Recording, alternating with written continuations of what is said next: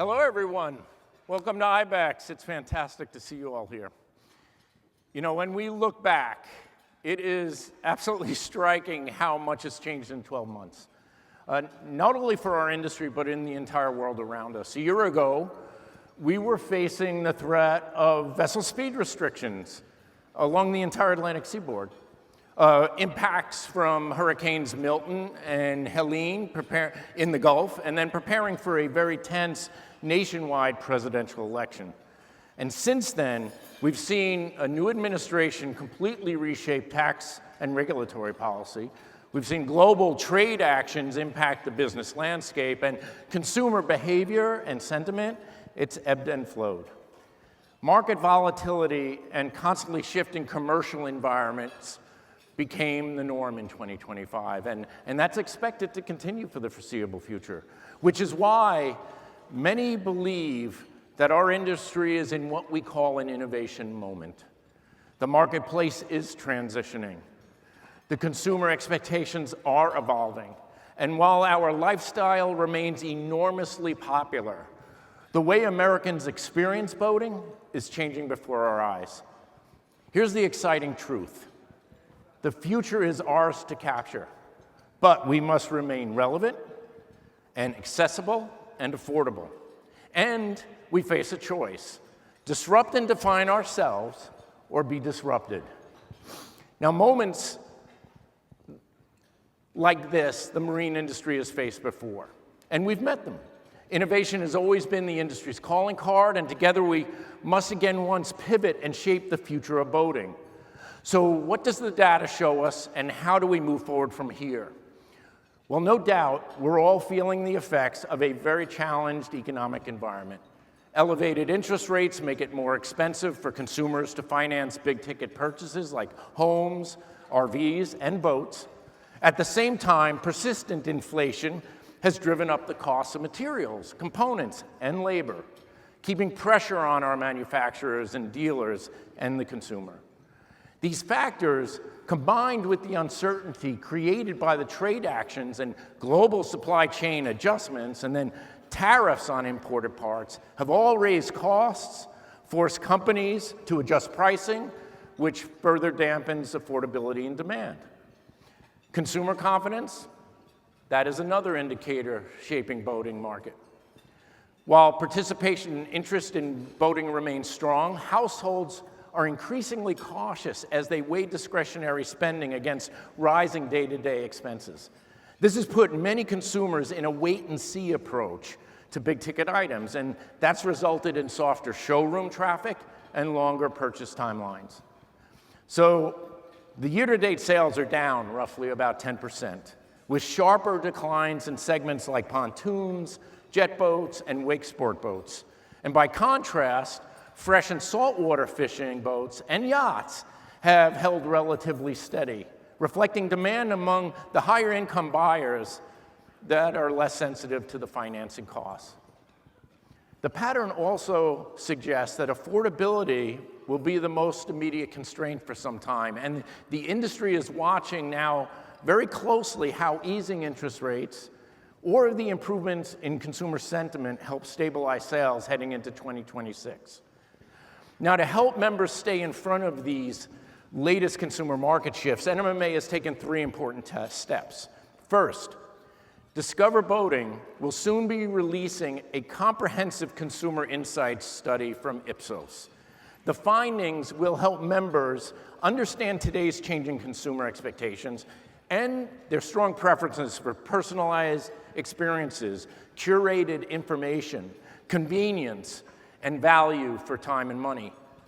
Second, we're leveraging those consumer insights to test new campaign and boat show strategies throughout 2026, with a goal of reporting back to the industry on the marketing and communication and engagement strategies that are working best.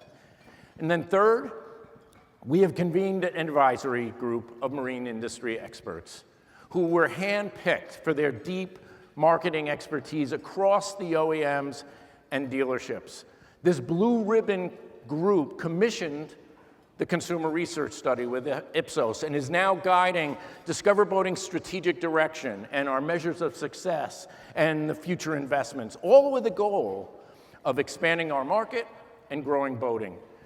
And I'd like to thank all the members of the Market Expansion Advisory Group who volunteered their personal time and countless hours to help steer our consumer strategy at this critical juncture so that we ensure that Discover Boating continues to remain effective and relevant. They've all joined us here today, and I think they're right over here. It's a little, please stand. Let's give these members a round of applause.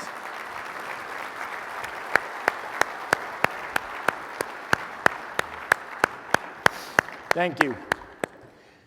Of course, growth isn't about marketing, just about marketing and innovation. It's also about protecting and expanding access and positioning the marine industry for new market opportunities. However, the federal government shutdown isn't helping right now. Moments like this create additional uncertainty that can weigh on consumer confidence and spending. And because the government plays such a central role in managing public lands and waters and in making boating safe and accessible, it's important that Washington gets back to work quickly. But regardless of the political leanings of an administration or Congress, our public policy challenges for this industry will be forever present and constantly changing. And that's why we've doubled down on our advocacy investments and developed an ambitious growth-oriented policy agenda. Already, these investments have achieved several notable victories. First, after years of tireless advocacy and successfully stalling the rule within the White House, NOAA withdrew its proposed vessel speed rule. It's a huge win for boaters, numerous coalition partners in this room, coastal economies, and of course, outdoor enthusiasts.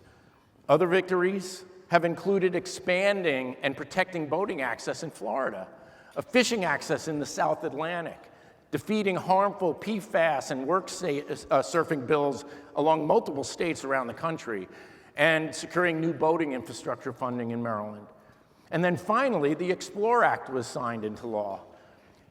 This landmark legislation, led by the members of the Outdoor Recreation Roundtable, including NMMA, streamlines permitting, and it opens the door for future recreation-focused bills while safeguarding our waters against aquatic invasive species. This was the very first standalone recreation bill ever passed through Congress, and it establishes an important precedent for future legislation that can specifically benefit marine businesses. Now, every presidential transition generates excitement, but no one had ever experienced the level of change, activity, and disruption that accompanied the arrival of President Trump in the 119th Congress in 2025 in January. It was absolutely awe-inspiring, and it was relentless. And during this time, NMMA shifted into a rapid response mode as members desperately hungered for information on how new policy announcements, often changing daily or even hourly, were impacting marine businesses.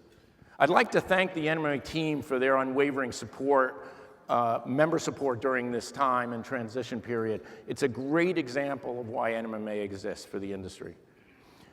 Now, once the Trump administration Republican Congress settled in, the industry shifted gears to advocate for an extension of a competitive tax code that supports U.S. marine manufacturing. This included protecting businesses organized as pass-throughs, keeping the corporate tax rate competitive, and encouraging innovation through R&D tax incentives. And I'm pleased to report that all of these critical elements were included in the one big, beautiful bill. This was a long-standing NMMA priority, and we are grateful to our champions both in Congress and in the Trump administration for delivering. But tax certainty is only one piece of our growth agenda.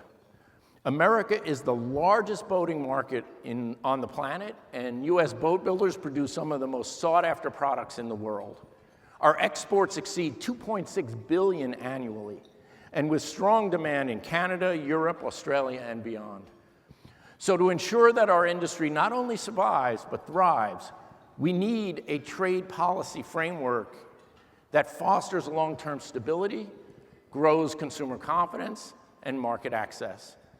Once again, we commend the Trump administration for securing some recent trade deals that have exempted recreational boats from retaliatory tariffs. And we urge continued attention to crafting fair and targeted tariff policy that protects, yes, U.S. marine manufacturing while preserving our global competitiveness. This will be particularly important for the marine industry in the U.S., Mexico, and Canada joint agreement that's now being renegotiated.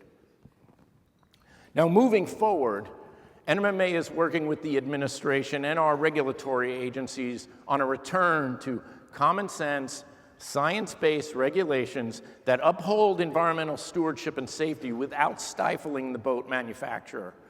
And we're very pleased to report that progress is now being made on critical boat building materials like styrene. We're also focused on ensuring that there's continued investment in recreational access, and that includes reauthorizing the Sport Fish Restoration and Boating Trust Fund before it expires in 2026. The trust fund plays a quiet but very critical role in sustaining access to water, and it directs over $700 million annually toward boating infrastructure, conservation, and safety programs. And it's all funded by excise taxes paid by boaters, anglers, and manufacturers. It's one of the most successful user pay and user benefit programs in government, and it needs to continue. Now, finally, I mentioned this earlier, and I cannot stress this enough. We are advocating for policies that promote economic stability. High borrowing costs are absolutely sidelining potential boaters, making it harder for working families to access the water and for dealers to inventory boats and to close sales. Addressing this gap is a top priority if we look to broaden participation and sustain demand, and we're driving this conversation in both the halls of Congress and directly with the White House. But in the end, advocacy is most effective when we all in this room act in unison.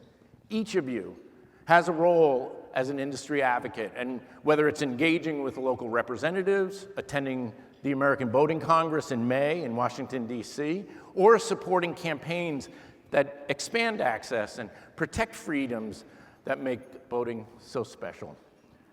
Next year offers a very unique opportunity to promote our wonderful industry. It is the 250th anniversary of the founding of our nation. And so NMMA will be launching a multi-year initiative to drive our critical advocacy and market expansion goals and celebrate the power and promise of the marine industry. So here's what I ask of each of you today to help meet this pivotal moment. First, utilize the Discover Boating insights to understand today's changing boater. Apply the learnings to your products, to your marketing, and to the experiences you offer. Reach out to your representatives. Advocate locally and nationally to build stronger boat manufacturing champions and greater access on our waterways. And third, engage in our Future of Boating and Fishing campaign. It's more than a 250th celebration. It's a multi-year platform for us to launch an industry growth agenda.